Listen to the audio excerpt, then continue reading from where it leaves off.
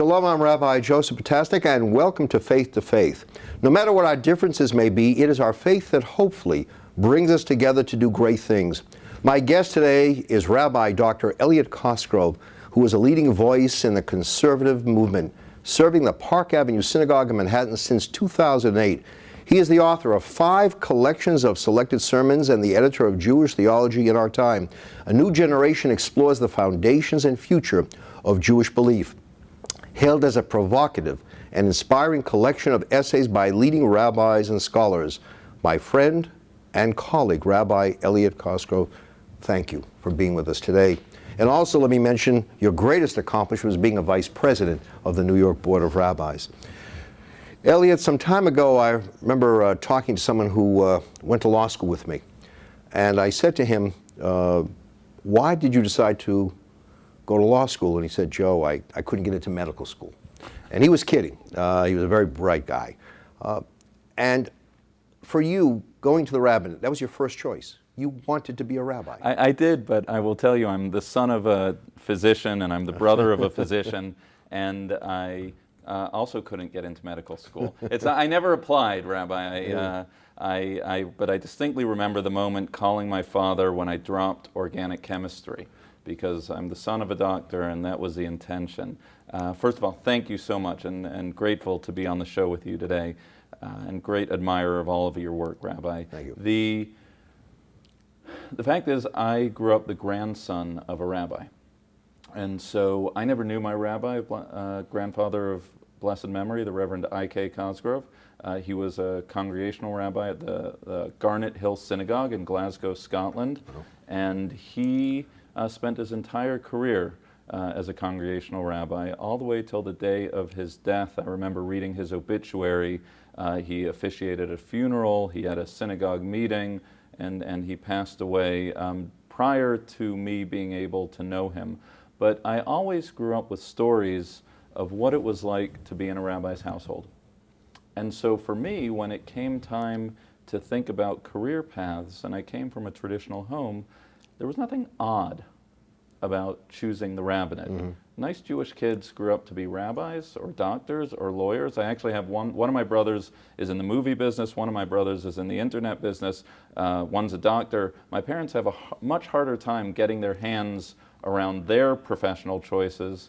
You know, this is, what is you grew up to be a rabbi, and there's no story of when did Eliot find religion. Right. It's, so.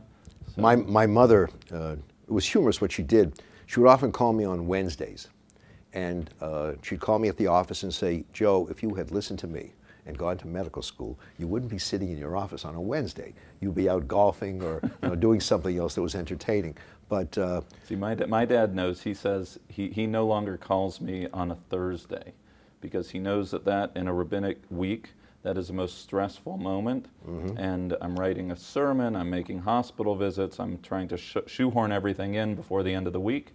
And he says, you're a much more pleasant person on a Sunday evening than you are on a Thursday. Yeah, and so that's funny. You know, that reminds me, years ago there was a wonderful rabbi, great preacher, teacher, Israel Leventhal. Sure. Right? Brooklyn Jewish Center. You couldn't reach him on Monday because Monday was dedicated to preparation of sermon. And he said, this is my day, no calls, nothing of that nature, unless it's emergency.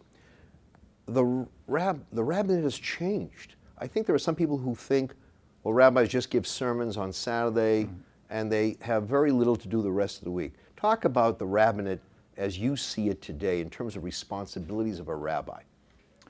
Look, I think there might have been a bygone era, or an era that's certainly bygone now, of you're the rabbi of the sanctuary, but not of the synagogue. Mm-hmm. Meaning you preach on the Sabbath, you officiate at life cycle events, but you're not the manager of, or chief educational officer or religious officer of a mid-sized not-for-profit, depending on the size of the congregation. So oftentimes I will put what I do in 3 buckets of pastoral, tending to the needs, the joyful and sad moments in my congregants' lives, hospital visits, funerals, baby namings. A good deal of my week is taken up with that. Then, of course, the aspect of managing, hiring, firing, budgets, fundraising, board meetings, all that goes into running a not-for-profit institution. Thank God I have terrific colleagues at Park Avenue Synagogue that keep the trains going on time. And then the third is an area of faith, thought leadership, intellectual leadership, to try to articulate a vision of Jewish life and living both within the community but also hopefully beyond the walls. On a good day, on a great day, I feel like I get to dip into all three buckets.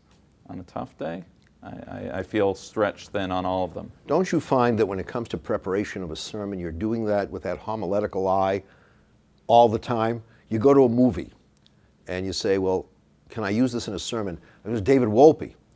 Talks about his experience in going for chemotherapy. And he's sitting there and he thinks to himself, is there a sermon in this? Right?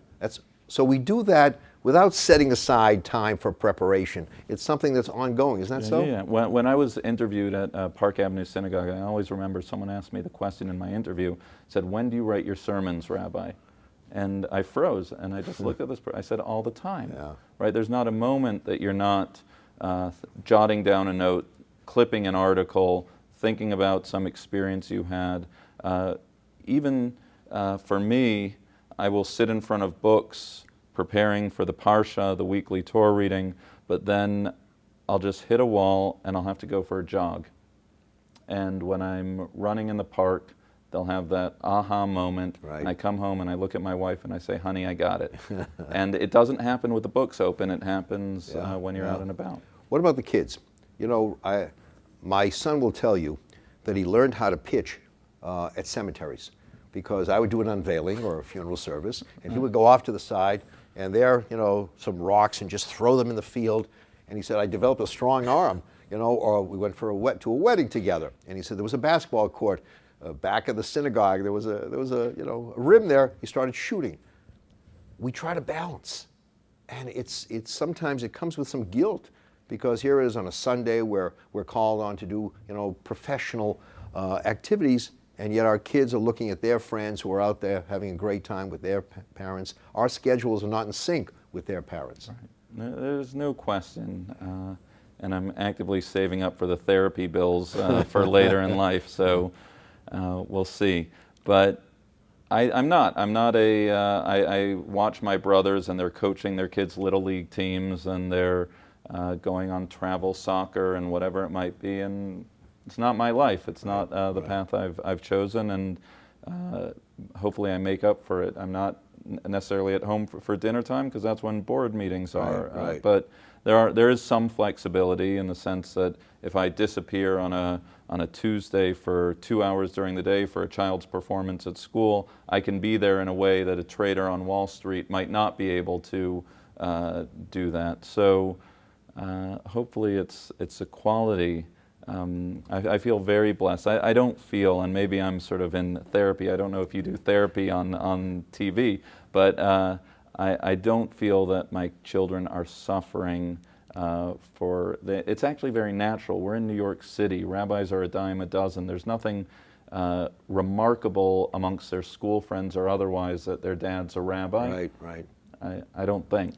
One of the nice memories I have of being with you years ago, when we welcomed His Eminence Cardinal Timothy Dolan to New York. We did it at the Park Avenue Synagogue, and sitting at a meeting with you and your committee, and suddenly your kids ran into the office. And just a hug, just say hello. And they did, and they were smiling, and they ran out. And I thought to myself, wow, talk about quality time. You know, here they saw their dad, it meant the world to them. You know, stopped everything to be with them. And we snatched time here and there to do whatever we need to do in those personal relationships, but it comes at a cost. It comes at a price, because we often ask ourselves, could we do better? Talk about Cardinal Dolan. I know you've developed a friendship with him, and it's a statement about interfaith relations. You know, when we lived in the shtetl, in the ghetto, we didn't have to worry about a relationship with the church authorities. But here in New York, we're blessed. So blessed that I think it's become commonplace to have conversations with those of different faith traditions. But the Cardinal he's unique. He has made interfaith relationships a priority during his administration. Right. I think Cardinal Dolan, both on a personal and civic, religious, interfaith level, is a tremendous friend of the Jewish community. The number of times that I've had an opportunity to work in common cause with him, issues of the day, occasionally crises, but oftentimes building just a working relationship with him. I think this is a momentous year here with 50 years since Nostra Aetate, an opportunity to celebrate really a pivot moment in Jewish Catholic relationships. But the delightful thing, as you say, is that for Cardinal Dolan, this is second nature to him. He, whether it's his community in Milwaukee or before, his strong relationship with the Jewish community long precedes arriving at New York. And I can only reflect with great warmth and affection that he's there for us and we're there for him. I went to your installation, and sitting next to me was then Cardinal Edward Egan. Right. And you gave a talk, and he turned to me and said, "This guy's good." I said, "Well, now that he has your endorsement, your seal of, we have a rabbinical seal, now that he has the Catholic seal, right. So he's really good." You were sitting next on one side of Right. The late, great Cardinal Egan. My father-in-law was sitting on the other side of him. And Cardinal Egan leaned over to my father-in-law at this great moment where I was being installed at Park Avenue Synagogue. And he nudged my father-in-law and he said, "Behind every successful son-in-law is a surprised father-in-law." And I just thought it was a great line. So because it's so true. All right. So, in a more very serious vein now, you look at the Pew study, and you look at people, growing number of people who are not coming to a house of worship, Jewish, Christian, across the board. It's very troubling because you project and you say, if this continues with these numbers, we're going to be looking at a significant number of people who just don't care. They're just not interested. What did you see when you looked at the study? I think it's real cause for concern. I think specifically to the synagogue numbers, I believe 10 years ago, the affiliation rates, perhaps New York, I'd have to check the numbers, were 46% of Jews affiliated with some sort of Jewish communal institution. That number's dropped precipitously to about 31% in this new Pew study, not to mention the number of interfaith marriages outside of Orthodoxy and within, across the board.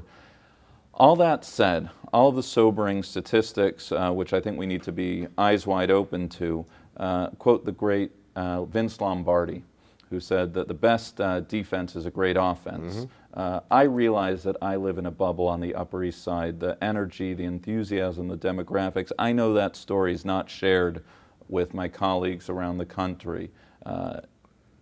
But it's incumbent upon me and my rabbinic colleagues, what Orthodox, Reform, Conservative, whatever stripe it is, to create the most dynamic and compelling and energetic expression of synagogue life, period, out. And by any means necessary. I think that a synagogue plays a unique and differentiated role in the landscape of American Jewish life. We walk around, Rabbi, with our Blackberries or iPhones, and we don't look up, and we bump into things, and we text and we tweet. We have more ways to connect with people through media, but where do we actually sit and form community, or the opportunity to be in community with people of different generations than you, where an empty nester and a young couple can sit around and ask questions of ultimate meaning together.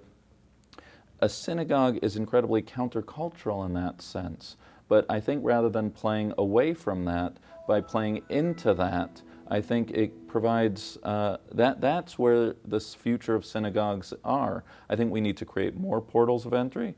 I think we need to recognize that there's a different demographic, that there are non-Jews in our Jewish family. I think we need to rethink all those moments that we could be agents towards Jewish life as opposed to gatekeepers. And I've taken some strong stands on creating a more inclusive approach to interfaith families. So there are lots of opportunities, and I think we need to take advantage of them. It's interesting when you talk to people who are so connected to all the different forms of social media, in a sobering moment or a private moment, they will admit to you there is a loneliness still, that they miss the face-to-face. I was talking to someone just the other day, and she tells me, you know, Facebook friends and tweet friends, and we're all over the place. And I said, and when you have a problem you want to share with someone, when you have something that is troubling you, or a celebration you want, she says, you're right, it's not the same. She said, when I was growing up in my small town, we knew everyone. We were together, face to face, and that's lacking in my life. And I think many people would agree to that. And then you come to a house of worship, and all of a sudden you realize that there are people who are right in front of you. Elie Wiesel talks about when he went to say Kaddish once, he was the 10th person to walk in. There were 9 there. You need, of course, the 10 for the quorum. And he says he walked in, everybody, thank you, welcomed him, embraced him, thank you. Now we have a minyan. And he said it was such a moment that helped him appreciate what community is all about. And I think we're losing that to some extent. But that hasn't deterred you. As you said, you look upon those numbers, and you also have done some amazing things where people are walking through the doors. People are taking advantage, not necessarily through the sanctuary, right? They're going through other entrances. What are some of the things you're doing that you see working well? Reimagining what those portals of entry are. I think we need to recognize that a 3-hour prayer service is a tough sell, right? Even for the rabbi. Even for the rabbi. Yeah. But if you look at the City Opera, Opera was having trouble because it's a tough sell, right? And we're not selling hot dogs in the middle of the Torah service. So I think the idea that we need to think more creatively about what takes place on Shabbat morning. I think whether that's with the melodies we choose, the duration of the service, the engagement of the community, the language issues. I think that there are barriers, right? We have, it was a great thinker, Franz Rosenzweig, who said of pre-war Germany, but it's also the case with contemporary American Jewry, that we have the most sophisticated, accomplished American Jewish community, but when it comes to synagogue life, there's a nervousness and anxiety because of this discomfort, unfamiliarity with the language of the modalities of Jewish prayer. And so I think we need to recognize it. We need to name it for what it is. So I would say as a house of prayer, I think there are opportunities for progress. I think same with learning. I think we've had tremendous success at Park Avenue Synagogue at creating a learning community where, whether it's empty nesters or professionals at Lunch and Learns, we are breaking out of the traditional models of learning, and I think engaging family, congregational school education needs to be reinvented. I think their technology is an ally. I think the idea of teachers just conjugating verbs on the board and thinking kids are going to come out loving Jewish identity. I think there are ways that we can learn from secular culture and technology and what the kids are doing during their day school to reinvent congregational school. Does it say to us that there is no one size fits all, there's no one service for everyone, there's no one program for everyone? Over the years, we have a synagogue service and we welcome everyone. People say, gee, I can't follow it. It's not for me. They don't come. Do we need to think in terms of, even when it comes to services, offering different kinds of services? It's a balancing act, because I think, as I said, the best foot forward a synagogue can provide is community. But we're seeing, the company Uber, right? We're seeing the Juberification of our experience. People want things as they want it, when they want it, and to be able to press a click of the button, and I'll rent a rabbi, I'll rent a room, and I'll have a bar mitzvah experience outside of the confines. And I think we need to keep pounding that Jewish community is a value in and unto itself, that it's not enough just to be literate as a Jew, but one needs to be woven into the texture of Jewish communal life. And so I think we would need to recognize where people are, but we have to affirm community as a Jewish value. You and I had a discussion recently about the welcoming spirit of a congregation. It is so important that when people come in, that there is that immediate outreach so people feel I'm wanted here, because we've seen what's happened over the years, that when people do not get that kind of embrace, I'll go elsewhere. And they'll find it elsewhere, and not always in the healthiest of all environments. We've seen that with young people who have joined all kinds of groups, cults, and they didn't do it because of an intellectual appeal. Right. There's a great thinker, writer, Ron Wolfson, who's written an entire book on relational Judaism, a tremendous book. And he makes a point somewhere in there that people might come from for the programs, but they stay for the relationships.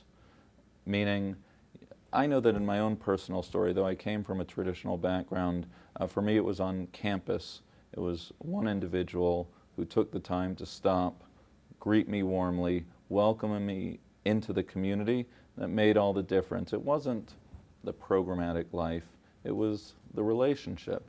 And I think that's how the human soul works. It's one person being able to connect to another one doesn't matter if there's Facebook or what time or era we live in. I remember my mom when she would go to the doctor, and of course he would give his professional diagnosis, but he spent a few moments talking to her personally. What are you doing in your life? How's your son? All the other things. And she walked away feeling, what a great doctor. Not just because of his professional, but the personal. And I think you walk over to the collation, the kiddush table, as we call it, and you're able to talk to people and make them feel, I need you. I care about you. And people say, wow, it's not just about being on the pulpit. It's the one-on-one. Yeah, I think the late, great Rabbi Shlomo Carlebach, when asked to describe the community he was building in the Bay Area decades now ago, I think he boiled it down to, it should be a community that when you arrive there, people know you, and when you're not there, people miss you. It's very true. It's very true. Let's talk about a relationship with Israel. You're one who has written much, spoken much about diaspora, Israel, lines of communication, speaking to each other, where we are with one another. Talk about that. Look, I'm concerned, frankly. I'm concerned that, for me, theologically, culturally, nationally, the Israel-diaspora relationship is core to who I am. My wife and I at times have thought of making Aliyah to Israel. For me, Jewish life and living is directly tied into a connection to Israel. And yet I see a crisis. I see that we're not always on the same page. I don't think this past year will be remembered as a positive year for diaspora Israel relations in the administration, but also in terms of American Jewry, which has found itself with a pinch of sometimes witnessing the American administration being at odds with Israel's administration, and that puts American Jewry in a tough spot there. I think it's been my goal to try to articulate what I call a sane center, right? How can we embrace Israel, acknowledge its existential threats that it faces, but also recognize that it's not a perfect place, that it's a country just like any country with strengths and weaknesses and hard decisions to make, and that it is also a place that as a Jewish state needs and has a responsibility to validate multiple forms of Jewish expression. And I think one can hold all that at the same time. It worries me when I see people on the far left and the far right saying they're not in the tent. I think we need to be a big tent. There's no reason we should believe everyone holds the same opinion, and I think there's a way to have this dialogue. Well, you're certainly one who's not afraid to express what you feel is going right and going wrong, and I think what I've admired about you is that you don't lose sight of the good. Some people only see the missing tile, the spot on the tie, but they don't see the rest of the tie. But you're one who sees the entire picture, who recognizes the plight of the people of Israel, but also in a mature relationship, you have a right and responsibility to talk openly to each other. Right. We don't do each other a service when we ignore the problems. What about this? The expression today, tikkun olam, repairing the world. And I see people engaged in all kinds of repairing of the world, but they kind of forget Jewish people. How do we make sure that we're in that circle as well? Look, it goes to the portal of entry question. Well, first of all, repairing the world is important in and unto itself. Right. I don't think we should ever be on our heels about, sacred work like AJWS and other communal institutions which are devoted to helping the Jewish community and the non-Jewish community. It's a Kedushat Hashem, that people should see Jews and that Jews themselves should see their mission as taking this world and improving it and being partners in God's, like Dayenu. If that was all it was, that's important. But I also think that people are wired differently. And I think that if we have a robust social justice committee at our community, because people see that as their point of entry, then, as they say, gay goes into hay. That works as well. And because maybe for someone, prayer or adult learning might not be their point of entry. I have these great young professionals. Every Sunday evening, they deliver food at a food pantry here down in the Bowery. They're not going to find their point of entry by telling them when Kabbalat Shabbat is. Yeah. Thank you. Again, I enjoy listening to you. And somebody said education doesn't make everybody a leader, but it teaches you how to pick the right leaders. Park Avenue Synagogue did very well. They picked the right leader here. Remember, we may have different faiths, we may have different faces, but above all, we must see each other as members of one human family. A great Jewish sage said, if you believe it can be broken, then know it can also be fixed. When we speak faith to faith, we know we can find the right way to fix the problems of our world. Thank you for watching Faith to Faith, the place that leads to greater understanding. The New York Board of Rabbis would like to thank Marilyn and Marty Metz for their generous support. Thank you for watching Faith to Faith on JBS.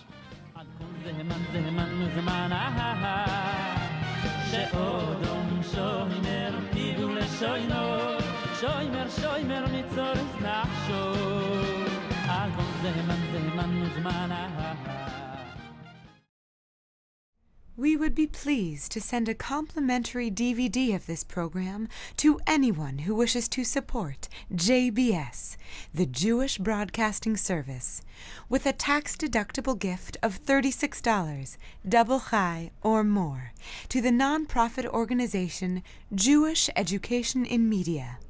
Simply visit the JBS homepage and click on the Donate button to make a donation by PayPal or your credit card. And please indicate the program for which you would like a DVD. Or you can send your tax-deductible check made out to Jem, Post Office Box 180, Riverdale Station, Bronx, New York 10471. And again, please remember to indicate which program you would like to receive with our compliments. And we thank you for your kind support.